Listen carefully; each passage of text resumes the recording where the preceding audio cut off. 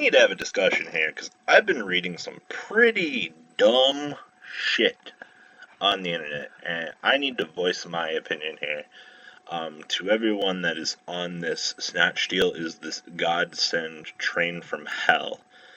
Alright, first of all, Patrick Hoban made a statement, and I agree with him. Snatch deal isn't that great. Triple MST is a thing. Fire Lake of the Burning Abyss is a thing.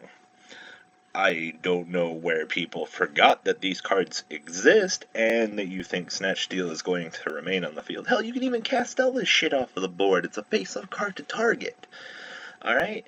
People also think that Tsukiyomi is going to see magical play now. No, it might see play as a one-of against Neckcloth, but good fucking luck getting it to stay on the board long enough. This card is not good at all, except for the mirror match.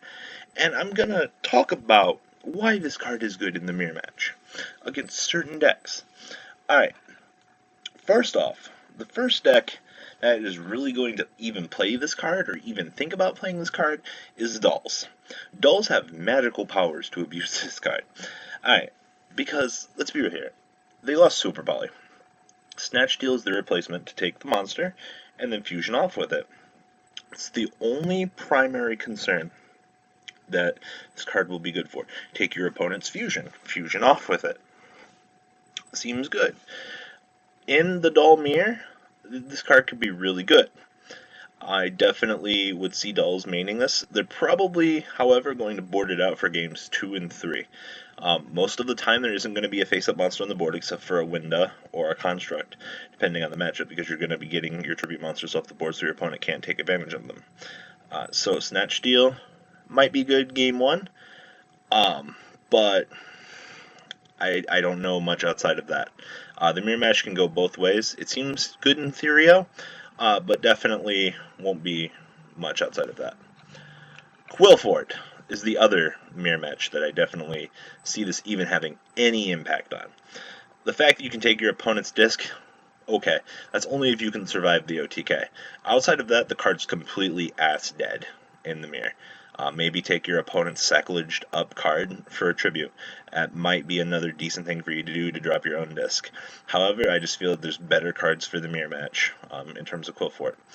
But if you can pull off taking your opponent's sacrileged card, tributing it off in the mirror match, more power to you.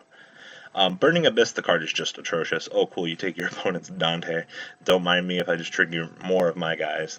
Burning a Lake is a card.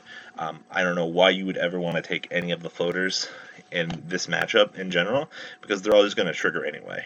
So, just saying, it's none of my business why you'd play that card. So, those are your key matchups. Now, against Neckcloth, oh, cool, you can take your opponent's Trishula.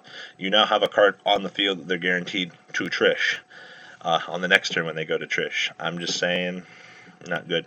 Stellar Knights are going to play it, obviously, because they're an anti-meta deck. They need it.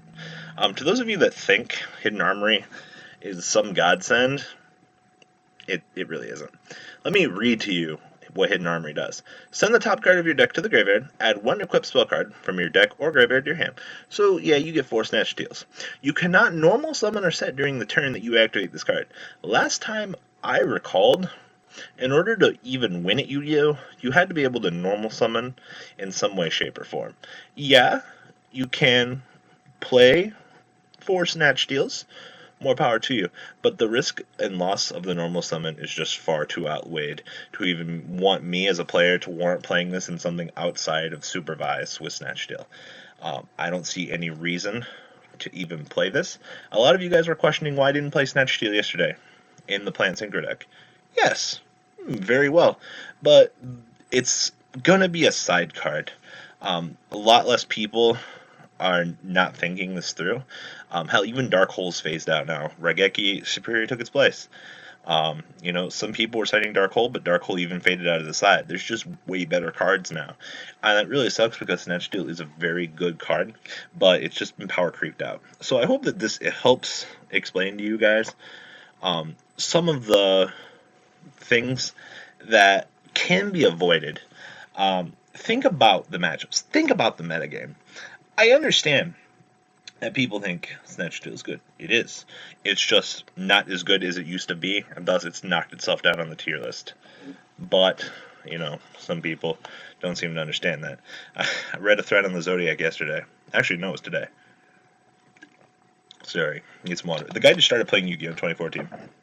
He was like, you're bad at Yu-Gi-Oh! When you think that Snatch Steel shouldn't be banned. And I'm just sitting here, everyone in the threads is calling him a dumbass. I'm like, yeah, you are. Like, I hate to say it, but you are a dumbass. You just started playing the game. You have no previous knowledge. I mean, like, I hate to say it, because it's like calling, you know, sheep black or calling the kettle black, whichever one of those is. But your opinion is based off of what you've heard from other people, but a majority of the community is unexperienced and doesn't understand why the card isn't as good as it is until people start going to events and topping with it. Or, excuse me, not topping with it. And then, you know, people be like, oh, well, it goes in the side deck, and this is why. Unfortunately, a good chunk of the Yu-Gi-Oh! Community is a bunch of sheep that need to be herded by people like Patrick Hoban, and so forth. But I'm just saying. So, not trying to insult anyone, but just, you know, some of the facts. It doesn't apply to everybody, but, you know, it's a goddamn good majority of people. So, leave a comment down below. Tell me what you guys think about Snatch Steel. This is everything that I've come up with through Theorio so far and talking to a few of my good friends that are players. Definitely some strong opinionated shit here. But think about it. Think about why the card has power creeped down below its natural habitat. I mean, if you guys think Tsukiyome is going to start seeing play just because Snatch Steel came back, ain't going to happen. Shit's only good for Netcloth. So, leave a comment down below, guys, and I hope you guys enjoyed this video. Please thumbs up this video to show your support, and please check out Vanguard 40 for Cardfight Vanguard, mkohl Games for miscellaneous trading card games, and No Limit Gaming for a brand new series of Yu-Gi-Oh videos. Thanks for watching.